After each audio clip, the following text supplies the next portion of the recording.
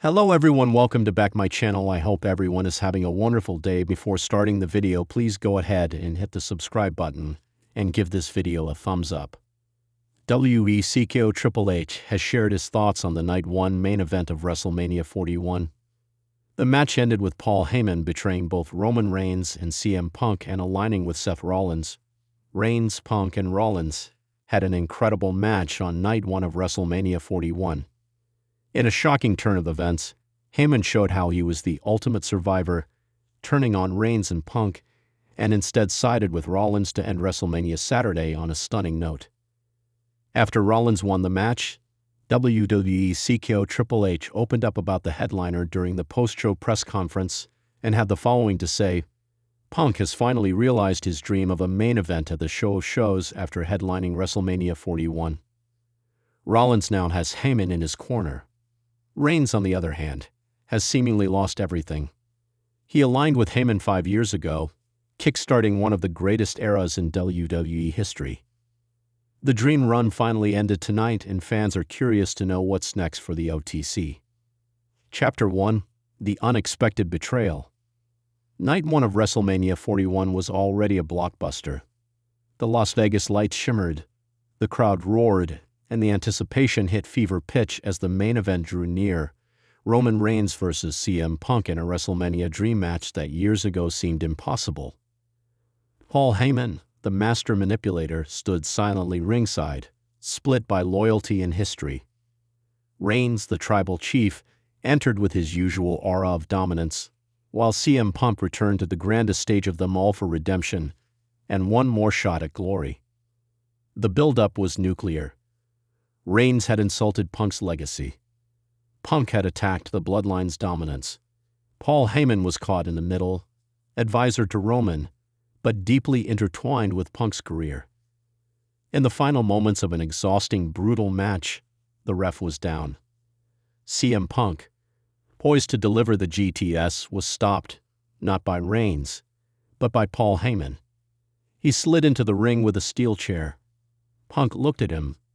So did Roman, both confused, both vulnerable, and then CRICK.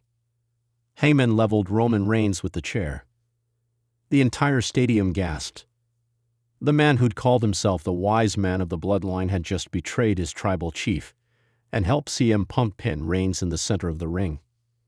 1, 2, 3, CM Punk won.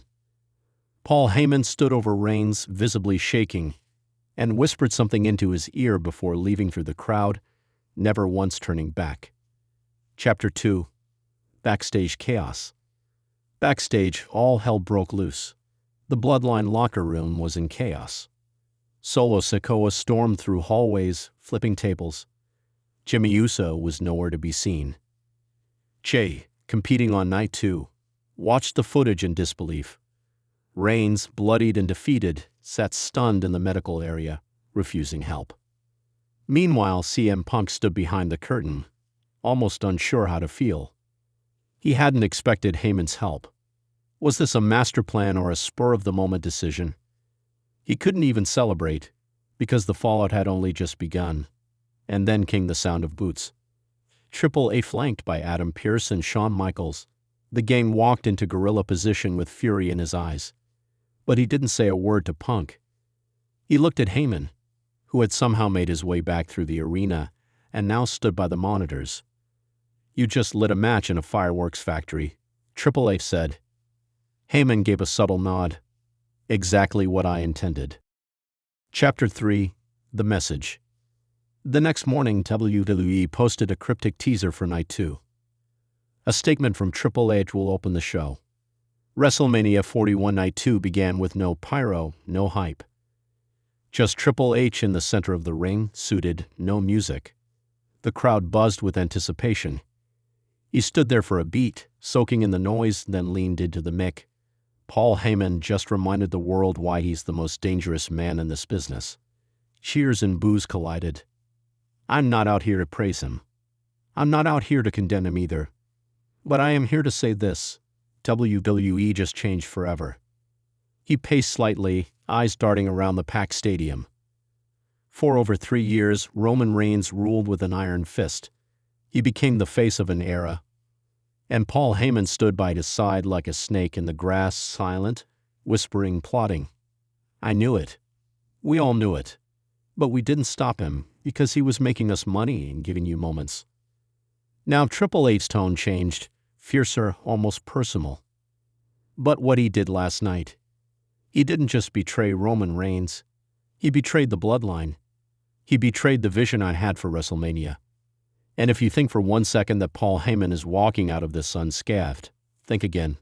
Pause. Effective immediately, Paul Heyman is no longer the special counsel to the bloodline. Huge pop. But that's not all. I'm inviting Paul Heyman to appear tomorrow night on Raw to explain himself. Because if he doesn't, he's fired. Chapter 4. Reigns' response. Backstage segments showed Roman Reigns sitting alone in a dark room, only a single spotlight illuminating him. His face, emotionless, but in his hands, the bloodline ceremonial necklace. He stared at it for a full minute, then quietly said, he was always going to do it. A producer asked, what's next? Reigns slowly looked up. Vengeance. Chapter 5. Raw Fallout. Raw after Mania was electric. Triple H opened the show again. Paul Heyman did appear, but not in the arena. A pre-recorded message played. It showed him sitting in his infamous ECW-style office. I didn't betray Roman Reigns, Heyman began. I fulfilled a prophecy. He leaned forward. Roman Reigns forgot who made him, just like Brock did, just like Punk did.